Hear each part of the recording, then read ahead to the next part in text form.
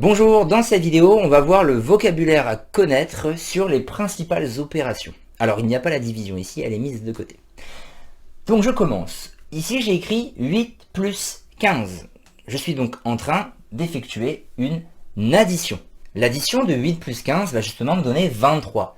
23, le résultat de cette addition, c'est ce qu'on va appeler la somme. 23, c'est la somme de 8 et de 15.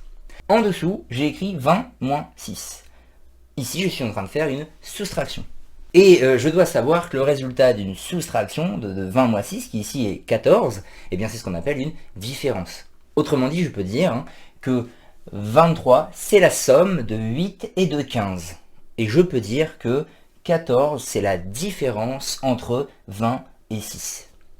Enfin, dernier mot de vocabulaire, il faut savoir que les nombres qui composent une addition, mais également les nombres qui composent une soustraction, on va appeler ça des termes. Donc c'est un mot important à retenir, parce que vous pouvez le rencontrer dans des énoncés. On termine sur cette opération-là. Bien sûr, il s'agit ici de la multiplication. Donc j'ai 6 fois 7 ici, qui vaut 42. Et donc 42, c'est le résultat de ma multiplication. C'est ce qu'on va appeler un produit. En fait, je peux dire que le produit de 6 par 7 vaut 42.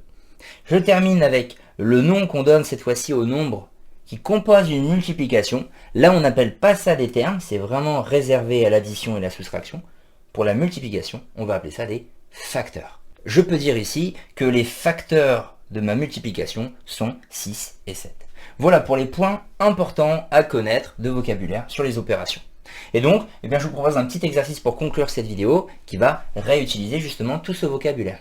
Alors ici, l'opération qui permet de calculer une somme, c'est ce qu'on appelle une addition. Pour le petit b, le résultat d'une multiplication, c'est ce qu'on appelle un produit. Les nombres qui composent une soustraction sont appelés des termes, alors que ceux qui composent une multiplication, là ce sont des facteurs. Il faut savoir que si on vous demande la différence de 15 et 7, c'est qu'en fait on est en train de vous demander de calculer 15 moins 7. Et 15 moins 7, ça fait 8. Et si on vous demande, par exemple, pour terminer, le produit de 6 par 11, c'est qu'on est en train de vous demander de faire 6 fois 11, qui fait 66.